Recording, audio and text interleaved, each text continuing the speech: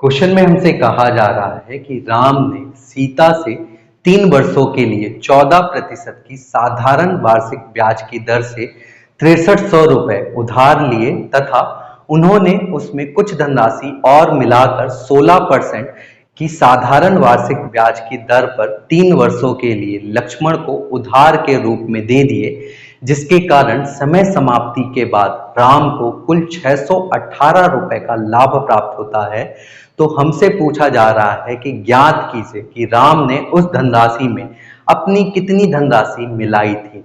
जैसा कि क्वेश्चन में कहा गया है कि राम ने सीता से 6300 रुपए की धनराशि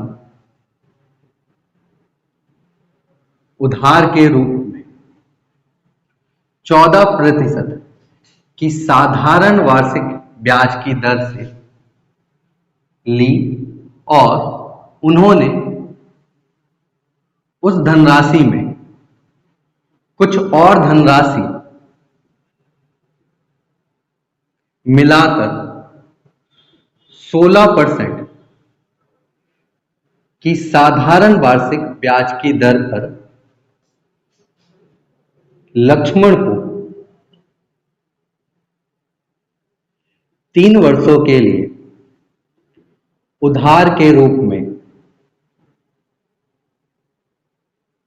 दे दी, जिसके कारण समय समाप्ति के बाद इट मीन्स 3 वर्षों के बाद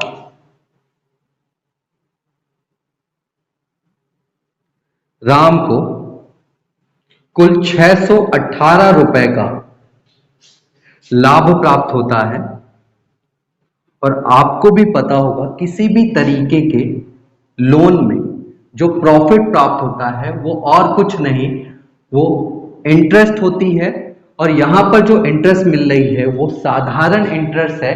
इट मीन्स हम कह सकते हैं कि राम को 3 वर्षों में जो इंटरेस्ट प्राप्त हुई होगी वो कितनी होगी, 618 रुपए। और आपको पता होगा कि साधारण ब्याज पर हर साल मिलने वाली जो इंटरेस्ट होती है वो एक समान होती है। इट मीन्स हम कह सकते हैं कि राम को 3 वर्षों में अगर 618 रुपए प्राप्त हो रहे हैं तो राम को हर वर्ष जो प्रॉफिट प्राप्त हो रहा होगा साधारण ब्याज के रूप में वो कितने रुपए का हो रहा होगा, 206 रुपए का। और ये 206 रुपए का जो प्रॉफिट होगा राम का वो दो सर्टेन अमाउंट पर हो रहा होगा। एक तो 6300 रुपए जो राम ने सीता से कर्ज के रूप में लिए थे और दूसरा वो धनराशि जो राम ने अपने से लक्ष्मण को उधार के रूप में दी है। और आप देख पा रहे होंगे जो 6300 रुपए हैं वो राम ने सीता से कितने प्रतिशत की ब्याज की दर पर लिए हैं, 14% की साधारण ब्याज पर लिए हैं। और लक्ष्मण को कितने परसेंट पर दे रहे हैं, 16% की ब्याज की दर पर दे रहे हैं। इट मीन्स अगर हम यहाँ पे राम का प्रॉफिट देखें तो राम का जो प्रॉफिट हो रहा होगा वो मात्र 2% का हो रहा होगा, क्योंकि 16% में से 14% तो राम सीता को देना पड़ेगा। इट मीन्स कह सकते हैं कि यहाँ पर जो प्रॉफिट हो रहा होगा 6300 रुपए में वो मात्र राम का 2% का होगा। किस पर, 6300 रुपए पर। और 6300 रुपए का अगर हम 2% कैलकुलेट करें तो वो इक्वल होगा 126 रुपए के। इट मीन्स हम कह सकते हैं कि 206 रुपए में से 126 रुपए जो प्रॉफिट मिल रहा है वो किस पर मिल रहा है, 6300 रुपए पर। तो बाकी का बचा हुआ जो प्रॉफिट होगा, जो 80 रुपए प्राप्त हो रहा होगा, वो किस धनराशि पर हो रहा होगा, जो राम ने अपने से मिलाई थी। और यही धनराशि तो हमसे पूछी जा रही है।